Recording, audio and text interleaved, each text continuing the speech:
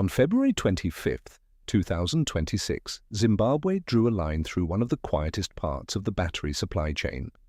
Polite Kambamura, the country's Minister of Mines and Mining Development, announced an indefinite ban on exports of all raw minerals and lithium concentrate. The official language was careful. Government remains committed to ensuring transparency, in-country value addition and beneficiation, compliance and accountability in the exportation of Zimbabwe's mineral resources. But the meaning was blunt. In 2025, Zimbabwe shipped more than 1.1 million metric tons of spodumene concentrate out of the country, up 11% from the year before. Almost all of it went to China. So this is not only a story about Zimbabwe, it is a story about the part of the lithium chain that producer countries have finally decided is worth fighting over. Not the mine, but the step after the mine. Lithium is the third element on the periodic table. It is the lightest metal, soft enough to cut with a butter knife, reactive enough that pure lithium catches fire when it touches water. The reason it matters is one specific property. Lithium gives up an electron easily. That makes it useful for storing and releasing electrical energy. Inside a lithium-ion battery, lithium ions move back and forth between two electrodes. When they move one way, the battery charges. When they move the other way, the battery discharges, and that motion is what powers everything plugged into it. About 88% of all the lithium produced in the world today goes directly into batteries. The rest goes into ceramics, glass, lubricating greases, and a handful of smaller industrial uses. But the story of why lithium is strategic is almost entirely a story about batteries. Lithium did not arrive in batteries through a single invention. It arrived through 3 scientists, 3 decades, and 1 Japanese electronics company. In the early 1970s, an English chemist named M. Stanley Whittingham was working at Exxon, yes, the oil company. He discovered that lithium ions could be stored inside the atomic layers of a metal disulfide, sliding in and out without destroying the material. He filed a patent in 1976. The battery he built was unstable, it could catch fire, and Exxon shelved it. In 1980, at Oxford, John Goodenough found a better cathode material, lithium cobalt oxide, that made the chemistry far more stable. The third piece came from Akira Yoshino in Japan, who built the carbon-based anode that paired with Goodenough's cathode and produced a battery that was finally safe enough to commercialize. In 1991, Sony put the first rechargeable lithium-ion battery on the market. Inside the wireless electronics that would define the next 30 years, mobile phones, laptops, eventually MP3 players, and tablets. Whittingham, Goodenough, and Yoshino received the Nobel Prize in Chemistry for that work in 2019. Lithium had stopped being a chemistry curiosity and become the basis of the energy storage the modern economy now runs on. Lithium reaches a battery in 4 steps, and each step happens in a different part of the world. Step 1 is mining. There are 2 ways to do it. Hard rock mining digs out spodumene ore, mostly in Australia, which produced about 92,000 tons of lithium content in 2025, the largest in the world. Brine mining pumps lithium-rich salt water out of high-altitude desert flats and lets the sun evaporate it for months until lithium chloride is left behind. This is how Chile and Argentina produce their lithium. Bolivia sits on the world's second-largest lithium resource, about 23 million tons, but has not yet entered commercial production. The 4 largest mine producers in 2025 were Australia, China, Chile, and Zimbabwe, together accounting for the majority of the 290,000 tons of new lithium that entered the world that year. Step 2 is concentrate. Whether it comes from rock or brine, the raw output is a low-purity lithium concentrate. This is what Zimbabwe was until February 2026, allowed to export. Step 3 is chemical refining. The concentrate is converted into battery-grade lithium carbonate or lithium hydroxide. This is the step that matters strategically. Today, China refines roughly 70% of the world's lithium chemicals. In the IEA's central scenario, China still controls more than 60% of refining in 2035. Step 4 is cell manufacturing, the actual battery factory. China holds an even larger share here. The supply chain runs from many mines through one refining country into one country's battery factories. Mining and refining have decoupled, and refining is the choke point. Lithium demand grew by roughly 30% in 2024 alone, against an average of about 10% per year through the 2010s. In the IEA's stated policies scenario, lithium demand grows fivefold from today to 2040. The same scenario projects a 40% deficit in mined supply versus demand by 2035, even after counting every announced project. The choke point matters because the world is about to demand far more of what flows through it. That is why Zimbabwe's February 25th, 2026 announcement landed the way it did. Zimbabwe is not the largest producer. It is the fourth, with about 28,000 tons of lithium content mined in 2025, but it shipped more than 1.1 million tons of spodumene concentrate out of the country in 2025, an 11% increase year on year. Almost all of it went to China to be refined. By banning raw exports, Zimbabwe is not trying to corner the market for itself. It is trying to host the refining step on its own soil and force the Chinese capital that already owns most of its lithium mines to build refineries inside Zimbabwe.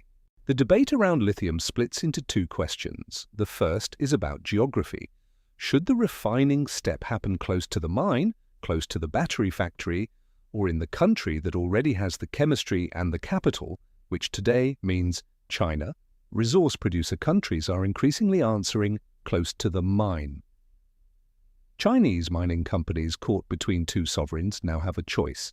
In Zimbabwe, all 6 operational lithium mines have Chinese involvement, with more than $1 billion of Chinese investment since 2021. Huayu Cobalt has already built a $400 million processing plant. Sinamine has announced a $500 million lithium sulfate plant. They can either commit to refining inside Zimbabwe or lose access to the ore. The second debate is about pricing. Battery-grade lithium carbonate prices fell from a 2022 peak of about $63,700 per ton to about $9,000 per ton in 2025, an 86% collapse. Critics argue the collapse proves the strategic commodity framing was hype. Supporters point out that prices began rising again in the second half of 2025 as EV sales in China and Europe rebounded and grid storage demand surged.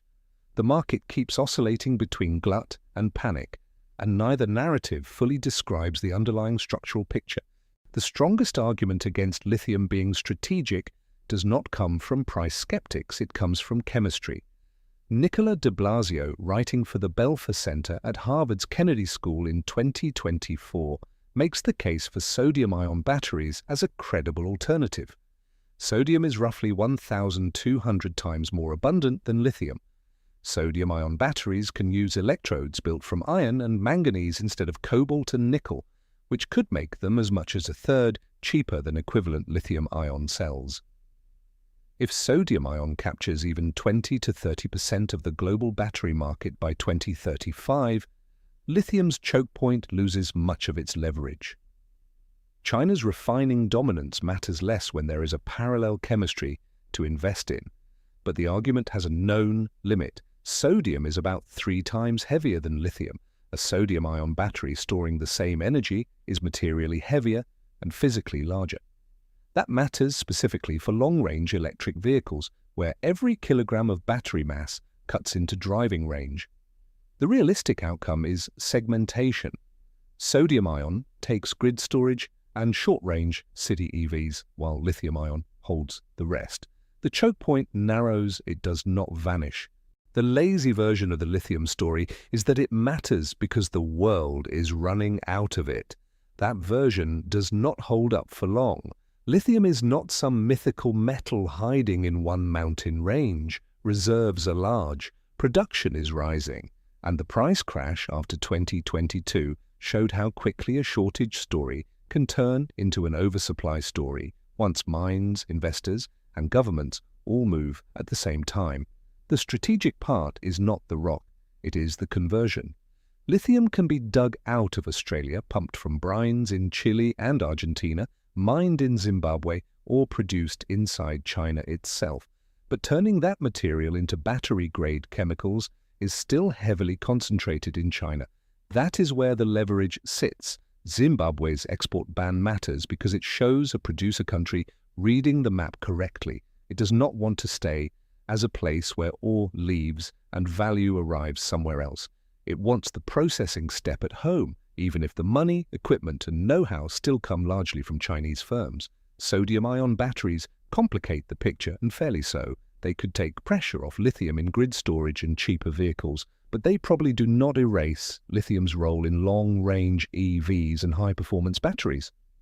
The real question is not whether lithium is rare. It is who controls the step that turns it into battery power. 3 plausible 2035s. They are not mutually exclusive. The most likely future is a blend of all three. 1. Deficit and Chinese dominance. Demand keeps climbing along the IEA's central line, mined supply lags. The deficit opens to 40% by 2035, and China still holds well over half of all refining. Prices spike. Recovery investments scramble. The chokepoint tightens. This is the most likely path if no producer country follows Zimbabwe's lead. 2. Diversified refining. The Zimbabwe approach spreads. Indonesia has already done something similar with nickel, banning raw ore exports in 2014 and growing its downstream nickel products exports from about $6 billion in 2013 to roughly $30 billion by 2022. Argentina, the Democratic Republic of the Congo, and several smaller producers force or incentivize refining inside their borders. Western governments fund refining capacity outside China through subsidies and offtake guarantees.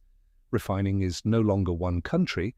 The choke point widens. China remains the largest supplier of refined lithium, but it is one supplier among several rather than the supplier. 3. Partial sodium-ion displacement. Commercial sodium-ion deployment expands faster than current forecasts assume. CATL and Chang'an launched the first mass-production passenger vehicle with sodium-ion batteries in February 2026. CATL signed the largest ever sodium-ion supply deal in April 2026, 60 gigawatt-hours over 3 years. BYD broke ground on a 30 gigawatt-hour sodium-ion factory in early 2024. By 2035, sodium-ion holds a meaningful share of stationary storage, and entry-level EVs. Lithium-ion still dominates performance vehicles and most electronics, but the upside scenario for lithium demand softens. Total lithium consumption keeps growing. The existential framing that the entire energy transition runs on one mineral quietly fades. At the start, Zimbabwe's February 2026 export ban looked like a familiar headline, another resource-rich country trying to keep more value at home. But seen through the full chain, it reads differently. Zimbabwe is not trying to control the whole battery economy. It is trying to move one step closer to the part that matters. The refining step, the chemical step, the place where mined material becomes something the energy system can actually use. That is why lithium is strategic. The real question is not whether lithium is rare, it is who controls the step that turns it into battery power.